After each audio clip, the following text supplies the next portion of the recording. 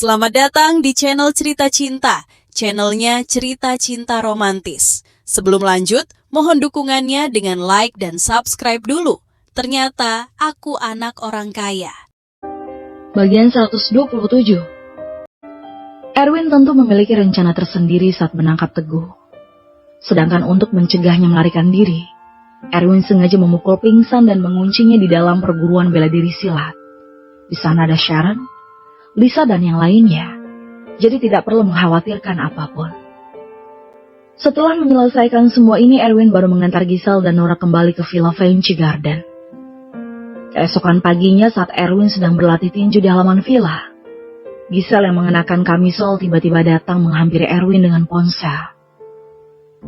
"Erwin, bos besar tadi malam mencarimu. Dia bilang manajer Teguh ingin bicara denganmu," kata Giselle sembari menyerahkan ponselnya kepada Erwin. Erwin menerima ponsel Giselle dan mengangkat teleponnya. "Ini masih pagi sekali. Apa maumu?" Erwin berkata dengan acuh tak acuh. "Cepat kembalikan Teguh atau keluarga Gibson akan datang mencarimu."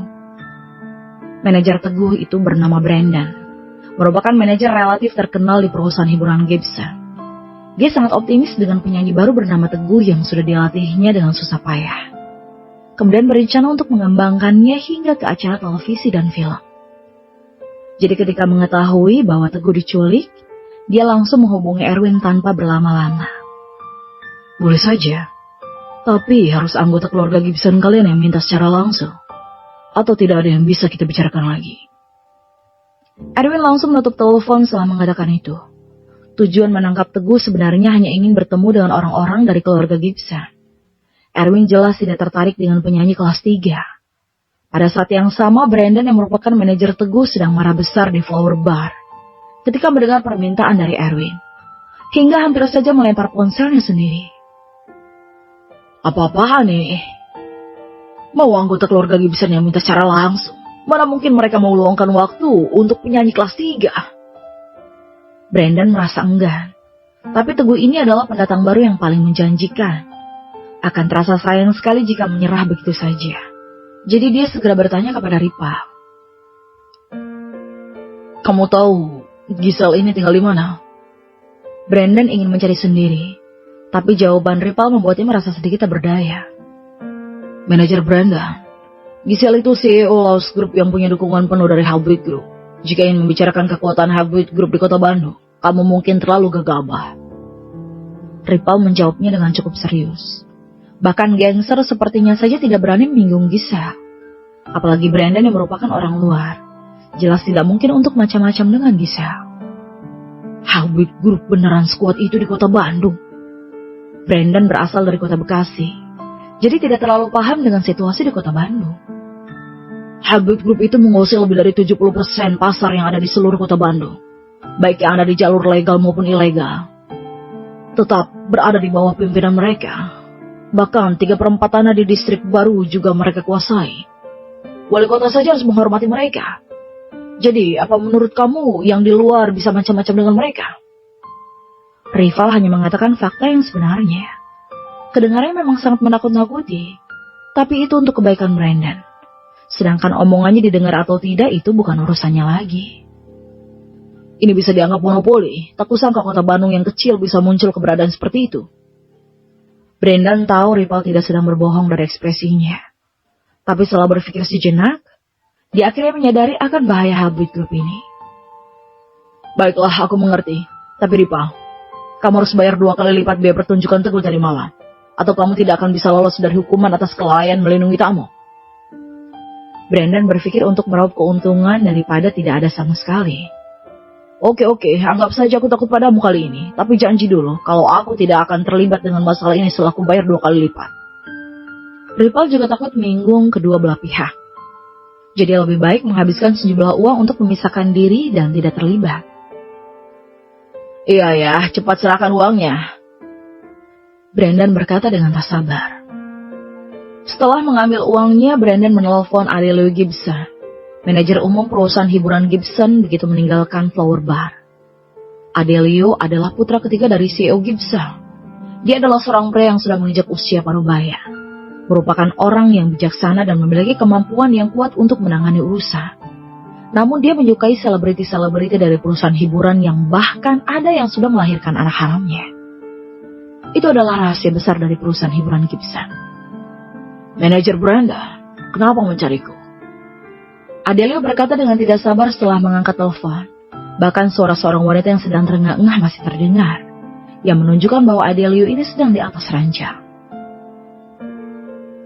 Manajer umum, penyanyi kita yang bernama Teguh telah diculik dan pelaku ingin anggota keluarga Gibson yang turun tangan untuk berbicara secara langsung dengannya, kata Brenda dengan hati-hati karena takut mengganggu manajer umum.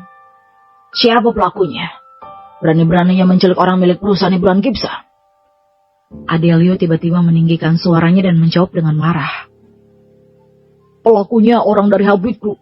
Kudengar Habit Group ini keberadaannya memonopoli kota Bandung. Sepertinya akan sedikit sulit untuk menemukan mereka di kota Bandung, kata Brandon sembari menyeka keringat. Habit Group di kota Bandung? Oke, tunggu sebentar. Akan kusuruh bawahanku untuk selidiki dulu. Nanti ku telepon lagi. Setelah mengatakan itu, Adelio langsung menutup telepon. Tidak jelas apakah dia benar-benar memerintah bawahannya untuk menggali informasi atau tidak. Brandon tidak berani mengurus urusan Adelio, jadi hanya bisa menunggu kabar. Setelah hampir sepanjang hari, telepon dari Adelio akhirnya datang saat Brandon sedang berbaring di hotel sambil menonton TV dengan bosan. Sudah kuselidiki tentang Habit Group ini. Memang ada seorang pria bernama Damon yang merupakan tokoh penting. Akan kukirim seseorang dari keluarga Gibson ke sana. Tapi tempat pertemuannya harus di kota Santa. Atur waktu pertemuannya pada 7 hari kemudian di klub vodka kota Santa. Sudahi, dan biarkan saja jika pelakunya menolak. Lagi pulanya seorang penyanyi kelas 3. Adelio sepertinya tidak terlalu memperdulikan seorang penyanyi pemula kelas 3. Tapi dia masih bersedia jika pelaku ingin membuat kesepakatan. Sedangkan alasan tempat pertemuannya harus di kota Santa. Jelas karena tidak ingin menghabiskan uang sama sekali untuk kesepakatan itu. Bagaimanapun kekuatan Habit Group di luar kota Bandung itu sama saja dengan nol. Jadi Adelio sengaja memilih kota Santa. Sungguh pemikiran yang sangat licik. Baiklah manajer umum, akan segera hubungi pelakunya. Brandon juga sangat setuju dengan ini, karena pelakunya sangat kuat di kota Bandung. Jadi lebih baik menipunya ke kota Santa, dan ingin melihat masih bisa sesombong apa pelaku tersebut. Setelah menutup telepon, Brandon langsung menelepon Erwin. Nomor telepon Erwin ini sudah didapatkan dari panggilan sebelumnya. Pada sore harinya, Erwin baru saja menerima panggilan dari ibunya yang akan datang ke kota Bandung. Dia hendak pergi ke stasiun kereta untuk menjemput ibunya dan saat ini ponselnya berdering. Setelah Erwin melirik nomor yang muncul, dia segera mengangkat telepon itu. Erwin kan? Manajer umum kami ingin pertemuannya di kota Santa. Salah satu anggota keluarga Gibson akan menemuimu secara langsung di sana. Kalau kamu tidak berani ke sana, maka ambil saja Teguh itu. Perusahaan hiburan Gibson kami tak mau penyanyi itu lagi. Suara provokatif Brandon terdengar dari ponsel. Tak masalah. Beritahu aku alamat dan waktu spesifiknya. Aku janji akan tiba tepat waktu. Erwin mengerutkan bibir dan akhirnya mendapat kesempatan untuk bertemu dengan keluarga Gibson. Dia tidak mau melewatkan kesempatan ini walaupun tahu semua itu adalah jebakan. Oke, sampai jumpa di klub vodka kota Santa 7 hari lagi. Brandon menutup telepon setelah mengatakan itu. Erwin diam-diam menyimpan kembali ponselnya. Sepertinya memang harus ke kota Santa kali ini. Erwin bergumam dengan sudut mulut terangkat. Setelah menjemput ibunya dari stasiun kereta, Erwin langsung mengantar ibunya ke villa mahkota di Teluk Ik. Apa yang berbeda dari yang diingat Erwin tentang ibunya yaitu penampilan ibunya yang sekarang berpakaian dengan sangat modis. Sampai-sampai Erwin hampir tidak kenal. Selain itu, kulit Susi juga terawat dengan sangat baik. Cara berbicara beserta temperamen ini juga beda kelas. Pada usia yang hampir menginjak 50 tahun, ibunya justru terlihat seperti kakak-kakak berusia 30-an. Aku hampir tak kenal karena ibu berpenampilan seperti ini. Kupikir aku yang salah jemput orang, kata Erwin sambil tersenyum. Tampaknya setelah tidak harus berpura-pura miskin lagi, penampilan Susi juga kembali seperti yang seharusnya dimiliki seorang istri kaya raya. Ibumu ini dulunya seorang wanita super cantik. Pria yang mengejarku itu antri dari timur sampai barat kota. Jawab Susi dengan sedikit bercanda. Kali ini rencana ibu tinggal berapa lama di sini? Erwin membukakan pintu untuk Susi dan menurunkan barang bawaannya. Aku akan pergi setelah tinggal 2 hari. Ayahmu menyerahkan seluruh urusan dalam negeri padaku, sedangkan dia sendiri pergi untuk urusan luar negeri. Jadi sekarang aku sangat sibuk. Susi melirik film mahkota yang mewah dan mengangguk puas. Hanya 2 hari? Mau ketemani bersenang-senang di kota Bandung ini? Erwin menuangkan segelas air untuk ibunya sesampai di villa. Kemudian menyuruh Anita untuk menyiapkan makanan. Aku tidak punya waktu untuk bersenang-senang. Situasi dalam negeri sangat berantakan sekarang. Jangan hanya lihat sisi keluarga Smith kita yang kaya raya saja. Tapi sebenarnya banyak orang yang mengincar dan diam-diam ingin menjatuhkan kita.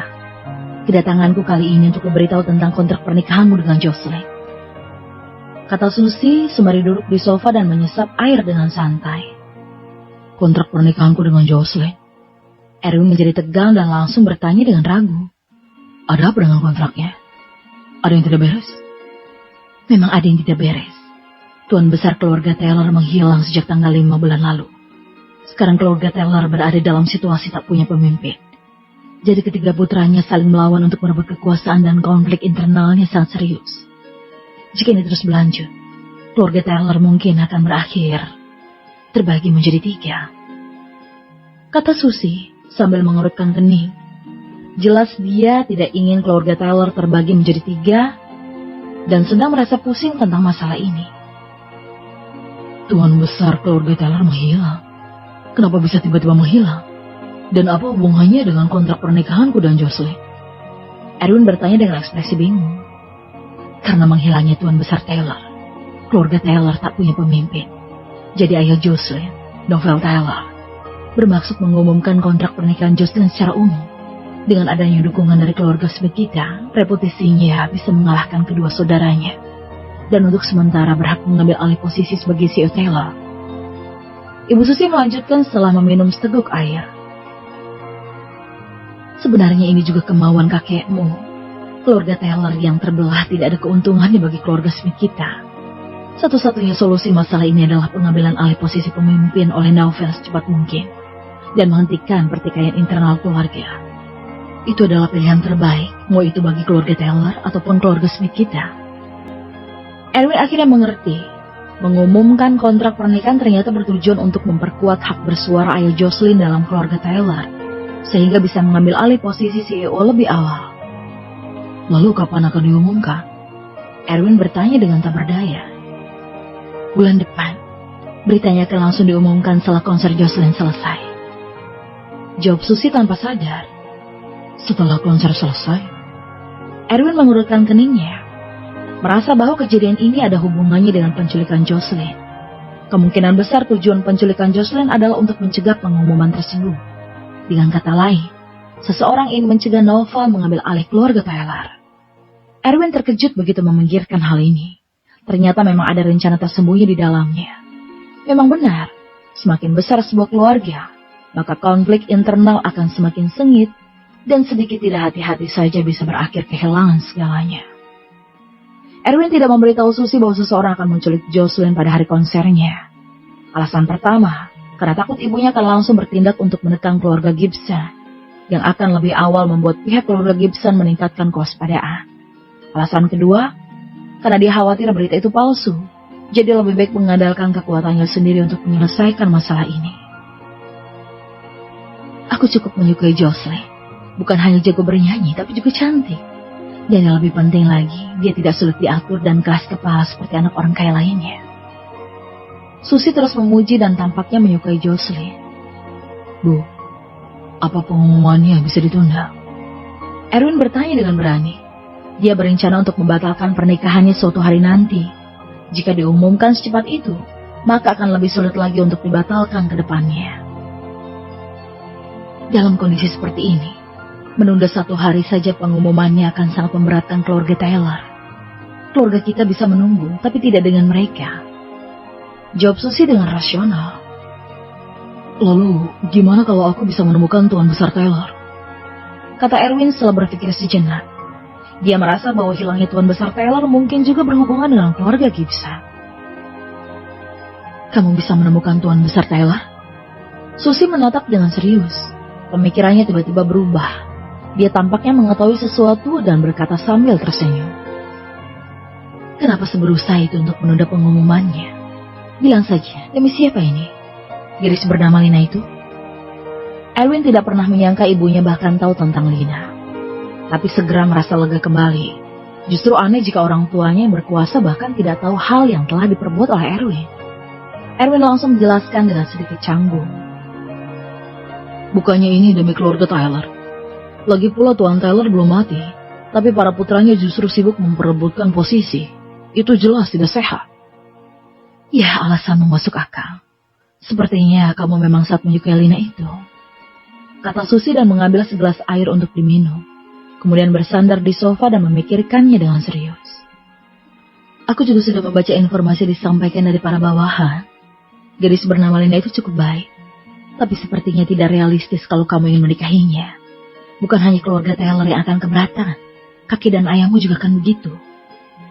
Keluarga Smith kita memang luar biasa berkuasa sekarang. Tapi keluarga Taylor juga tidak buruk. Mereka itu berada di peringkat keluarga terkaya ke-9 dalam negeri ini. Ditambah dengan dukungan kekuatan misterius di balik layar. Jadi kalau mereka serius ingin menjatuhkan kita, setidaknya industri kita dalam negeri ini akan kurang sampai sekitar tersisa 30% saja. Susi berhenti sejenak, lalu berkata dengan cukup serius. Kamu seharusnya tidak ingin melihat situasi di mana kedua belah pihak saling menyakiti, kan? Erwin menghela nafas. Dia tahu situasi akan berakhir seperti ini. Lebih baik kamu cari kesempatan untuk putus dengannya secepat mungkin. Kusarankan sebelum kontrak pernikahannya diumumkan. Tentu saja aku akan memberinya kompensasi yang layak, ujar Susi setelah berpikir sejenak. Bu, gimana kalau aku mengajakmu menemui Lina? Setelah bertemu langsung, ibu pasti akan suka juga. Erwin tidak ingin menyerah begitu cepat dan memilih untuk berjuang. Aku punya pendapat sendiri tentang masalah ini. Ayo, makan dulu. Susi berdiri dan sengaja tidak ingin membicarakan masalah ini lagi. Erwin menghela nafas, tapi pantang menyerah karena dia telah memutuskan untuk menemukan Tuan Besar Taylor sebelum pengumuman diumumkan demi menunda pernikahan. Jika tidak, identitasnya pasti akan terungkap begitu beritanya menyebar. Lina juga pasti akan terpukul dan kaget jika tahu dia sudah bertunangan dengan Jocelyn. Siang hari berikutnya, di jalan pusat perbelanjaan kota, sebuah mobil mewah yang terparkir di depan ternyata milik Ibu Erwin, Susi. Hari ini dia mengenakan pakaian sederhana seperti tante-tante yang keluar dari pedesaan. Melalui jendela mobil, dia melihat dua gadis cantik yang sedang berbelanja di area perjalan kaki sambil dibandingkan dengan foto. Kemudian tiba-tiba tidak bisa menahan rasa kagum. Cantik sekali. Tak heran anakku begitu tergila-gila sampai mau batalkan pernikahannya. Memikirkan hal ini, dia keluar dari mobil setelah parkir. Kedatangannya kali ini untuk mencari Lina tanpa memberitahu Erwin. Tapi tujuannya bukan untuk memisahkan, melainkan untuk menguji. Tidak peduli seberapa cantiknya seseorang, jika hatinya busuk dan tidak tahu diri, maka Susi akan membuat Lina ini meninggalkan putranya apapun yang terjadi. Tapi dia akan mempertimbangkannya lagi jika sebaliknya. Kedua gadis cantik yang sedang berbelanja itu adalah Lina dan Fiona. Mereka masing-masing memegang segelas teh susu di tangan. Minuman teh susu sambil berbelanja dan menjalani kehidupan yang sangat santai. Lina, ku dengar Tuan Muda Smith itu muncul di pelayaran listrik baru. Kalau tahu, aku pasti akan berusaha untuk ikut hadir di sana, kata Fiona dengan ekspresi menyesal. Ternyata kamu masih memikirkan Tuan Muda itu. Ku dengar banyak gadis yang mengejarnya. Kamu mungkin akan terdorong sampai jatuh lagi di kerumunan kalau ke sana. Lina tanpa sadar mengingatkan. Baguslah kalau begitu Tuan Muda Smith bisa memperhatikanku dan bisa jadi datang membantuku lagi, kah? Fiona teringat dengan kejadian adegan di Jet Private Club, sehingga pipinya langsung memerah. Kamu suka Tuan Muda Smith? Apa kamu tak merasa dia terlalu jauh untuk digapai? Lina bertanya dengan tak berdaya setelah minum seteguk teh susunya. Dia itu bagaikan pangeran berkuda putih bagiku. Ku dengar dia mewakili perusahaan investasi Erling. Apa aku punya kesempatan bertemu dengannya kalau bekerja di perusahaan itu? Kata Fiona dengan mata berbinar. Melihat Fiona yang tergila-gila, Lina hanya bisa menghela nafas tak berdaya. Ketika berjalan sambil mengobrol sejenak, tiba-tiba mereka menemukan seorang wanita tua yang pingsan di pinggir jalan. Orang-orang yang berlalu lalang takut dan mengelak semua. Fiona, ada yang pingsan. Ayo kita ke sana. Lina buru-buru ingin ke sana, tapi ditahan oleh Fiona. Jangan mau dibodohi. Gimana kalau kita dituduh nanti? Aku sudah lihat berita beberapa hari yang lalu tentang seorang mahasiswa baik hati yang membantu seorang lelaki tua dan mengantarnya ke rumah sakit. Tapi kamu tahu, lelaki tua itu justru menuduh mahasiswa itu begitu bangun dan membuatnya hampir kehilangan segalanya karena ganti rugi. Fiona buru-buru menghentikan Lina. Melihat tidak ada CCTV di tempat wanita tua itu jatuh, dia bahkan lebih tidak mau membantu sama sekali. Tidak mungkin kita tinggalkan begitu saja, Lina berkata sambil berlari ke arah wanita tua itu. Sedangkan Fiona tidak punya pilihan selain mengikuti. Kamu ini keras kepala sekali, kata Fiona. Bersama